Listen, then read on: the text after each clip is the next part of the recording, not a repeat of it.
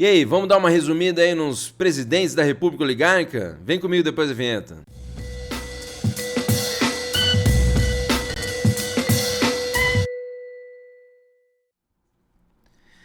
É isso aí, sua louca, seu louco, aqui o Prof. Elvis de História em Casa nessa ondinha do saber, porque hoje a gente vai de aula História do Brasil, hein? Mas antes de continuar, já dá o like no vídeo, também se inscreva no canal se não é inscrito, ativa o sininho, também segue a gente lá no Instagram e no Facebook do Prof. Elvis de História em Casa, além de ouvir o nosso podcast no Spotify, hein? Não esquece, hein? Não esquece também de compartilhar o canal com a galera e deixar o seu comentário aí, quero só ver, hein?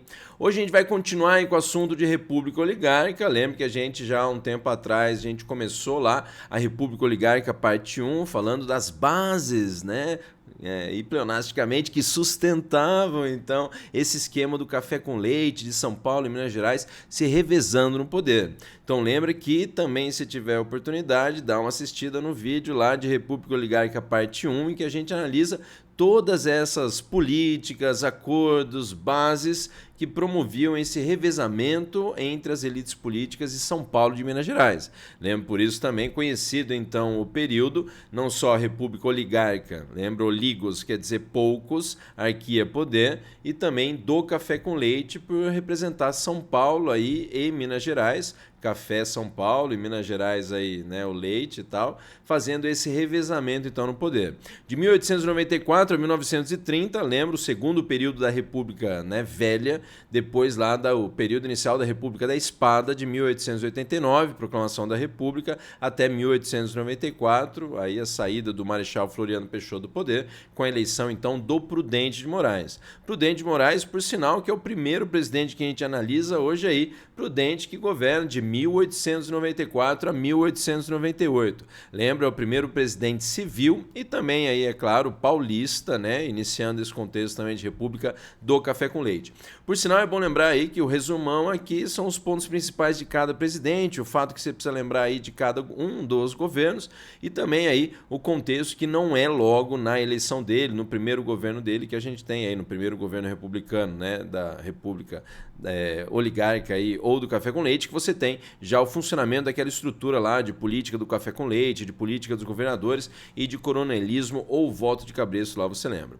Aqui a gente dá um destaque aí para as questões territoriais, por sinal, nesses primeiros governos da República Oligárquica, temos aí, né, uma série de questões territoriais que vão definir aí territórios, né, para o Brasil, isso através em grande parte de negociação, mas envolvendo também aí a compra, né, negociação bilateral também com outras nações, e em grande parte é bom ficar esperto na definição então do território brasileiro, depois daquele contexto lá que vem da época, né, colonial, do contexto colonial, dos tratados territoriais, depois de Tordesilhas, Madrid, El Pardo, Santo Ildefonso, Badajoz, aqueles tratados todos. Então é um assunto também que às vezes você precisa retomar lá a questão dos tratados territoriais da época colonial. Aqui, como nas outras questões que a gente vai tratar aí, a gente tem a figura do ministro das Relações Exteriores, Barão do Rio Branco, que é um cara aí característico da diplomacia brasileira. Falou então, né, até da formação lá de embaixadores, tem um lance de estudar no Instituto Rio Branco, então a associação com a figura dele que é muito relevante aí nesse contexto de, né, política externa, de diplomacia brasileira também. Aqui são duas questões, uma delas é a questão de Palmas ou das Missões, adquirido então esse território da Argentina, já vai para o mapa aí, olha o mapa aí, se liga que é esse território que está em vermelhinho, acho que minha mão não vai chegar, mas ó, sumiu, mas em vermelhinho que hoje é oeste de Santa Catarina, tá aí aquisições por arbitramento. Lembrando aí também, né, que além da questão de Palmas ou das Missões, o território adquirido da Argentina, você tem já, vamos mostrar na sequência, o território da Ilha de Trindade, que é no litoral do Espírito Santo, né, uma ilha então que é adquirida da Inglaterra. Lembrando até uma situação que envolve aí uma das fronteiras marítimas brasileiras, né, que é então a Ilha de Trindade. Lembrando que esses dois aí territórios são adquiridos em grande parte através da grande aí habilidade do, né, ministro das Relações Exteriores, Barão do Rio Branco. Então, nesse contexto, né, são dois territórios que acabam fazendo parte do Brasil, dando essa nova configuração territorial no Brasil nesse momento. Seguindo aí também, né, outros assuntos do governo Prudente de Moraes é a questão que envolve a chamada campanha campanha ou guerra de Canudos, né? Uma situação que envolve lá a luta popular pelo acesso à terra no interior da Bahia, mais especificamente na região lá do rio Vaza Barris, nas proximidades do rio Vaza Barris. Lembrando, nesse momento, não só o interior da Bahia, mas o Nordeste inteiro, marcado por um contexto de pobreza, né, exploração do trabalhador, concentração fundiária e também até um contexto de seca aí também, que pode ser associado básico à questão do Nordeste, do interior da Bahia nesse momento também. Lembrando, um componente aí básico, né, que faz parte desse movimento, dessa comunidade que vai surgir aí no interior da Bahia, é o fanatismo religioso e o messianismo. Lembra o fanatismo religioso? A pessoa aí, então, né, que fanaticamente segue uma religião, acaba ficando, né, cega aí por essa crença, por essa religião, né? O fanatismo pode ser político também e tal, ficar esperto nisso aí, mas o messianismo também faz parte, que é essa crença aí de que o líder é como um messias, um profeta, um intérprete de mensagens divinas, o cara que vai salvar a galera toda aí. Então ficar esperto nesse contexto que é, né, marcante aí no caso dessa comunidade que vai surgir no interior da Bahia. É bom lembrar que pode ficar conhecido como Canudos, porque envolve lá uma antiga fazenda abandonada, conhecido também como Arraial de Canudos, que basicamente é um bambu, né, como um canudo, aí você já deve estar ligado.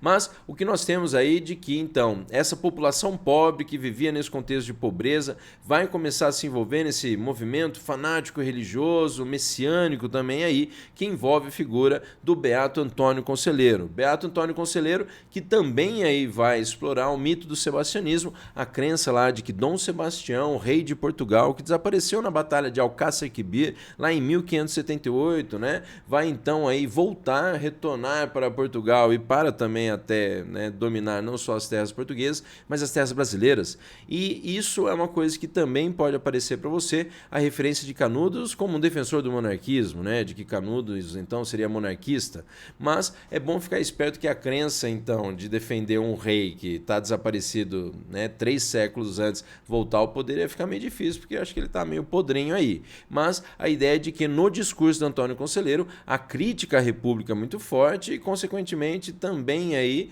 que aparece a visão de monarquista, né, de Canudos ser monarquista, de que no Antônio, né, no discurso do Antônio Conselheiro rola justamente essa crítica à República, mas a louvação aí da monarquia, de que na época do rei Dom Sebastião, que era bom, né? Lembrando aqui para vocês esse desenho, mostrando aí o Antônio Conselheiro falando para uma moça aí que você já deve estar ligado que representa a República, até tomando ares de dizer a República alto lá, daqui não passarás. Lembra de novo essa referência da figura feminina, né? Também aí a República e até o chapeuzinho dela ali, né? O barrete, que é muito associado também aos revolucionários franceses e aos revolucionários republicanos franceses também.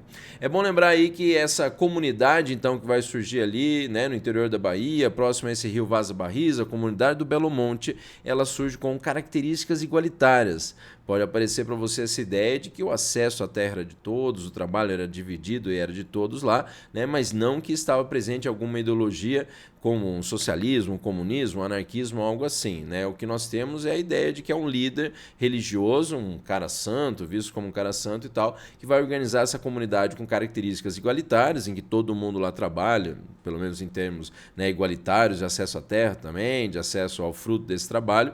E isso vai incomodar muita gente, né? Você lembra que vai incomodar a igreja, afinal de contas o fiel sai aí seguindo o Beato Antônio Conselheiro, sai da igreja, lembra que ao sair da igreja o fiel leva o seu dinheirinho também, o seu dízimo, e aí vem essa história de que Canudos também incomoda lá, é claro, o próprio governo republicano, porque a crítica rola ao governo republicano, e incomoda também os grandes fazendeiros da região, né? Os grandes proprietários de terra, que vêm também esses, né, pobres, camponeses, sertanejos, deixando então as fazendas das quais eles eram explorados constantemente e, né, procurando então esse sonho do acesso à terra aí. Então ficar esperto nessa comunidade que vai surgir, que vai incomodar o governo local, o governo federal também. Até vem esse contexto de que são várias investidas, as duas últimas aí investidas, né, que são organizadas também pelo governo federal, pelo exército, que vão então reprimir muito aí violentamente. Até se fala de que quando as tropas do governo governo, conseguem entrar na quarta e última expedição lá invadindo Canudos,